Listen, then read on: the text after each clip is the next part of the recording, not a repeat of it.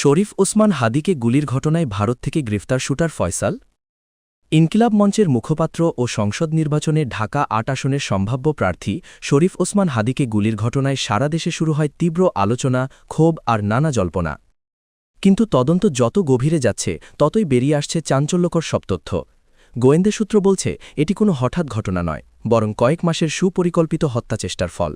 Shooter Faisal ও তার সহযোগী আলমগীরকে হামলার আগে মানসিকভাবে প্রস্তুত করতে সাভারের আশুলিয়ায় একটি রিসর্টে রাতভর আয়োজন করা হয়েছিল মজমাস্তির। নারী সঙ্গী, আড্ডা আর পরিকল্পনার শেষ ছক সবকিছুই সাজানো হয়েছিল আগেই।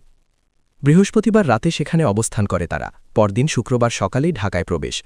জুমার নামাজের পর পুরানা পল্টনে রিকশায় থাকা হাদিকে খুব কাছ থেকে গুলি করে দ্রুত পালিয়ে যায় হামলাকারীরা।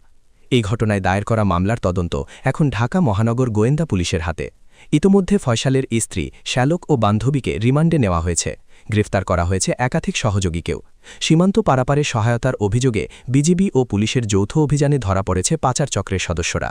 র‍্যাব জানিয়েছে ঘটনার পর আত্মগোপনে যেতে পরিবারের সহায়তাও নিয়েছিল ফয়সাল। বোনের বাসা, ভাতিজার বাসা, ব্যবহৃত মোবাইল ফোন ফেলে দেওয়া সব মিলিয়ে পালানোর এক জটিল নকশা। এমনকি অস্ত্র ও গুলি লুকিয়ে রাখা হয়েছিল পানির নিচে। এদিকে নরসিংদী থেকে উদ্ধার হয়েছে বিদেশি পিস্তল, ম্যাগাজিন ও বিপুল পরিমাণ গুলি।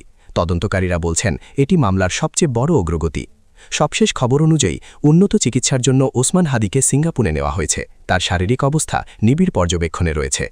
কিন্তু এত কিছুর পরও বড় প্রশ্নটা থেকেই যাচ্ছে। যাকে নিয়ে শুরুতে বলা হচ্ছিল সেই ফয়সাল কি আদৌ ধরা পড়েছে? আসলে ভারত থেকে গ্রেফতার হয়েছে শুটার ফয়সাল কথাটা পুরোপুরি সত্য না। তবে অভিযুক্ত ফয়সাল করিম মাসুদের মা-বাবাকে গ্রেফতার করেছে আইনশৃঙ্খলা বাহিনী।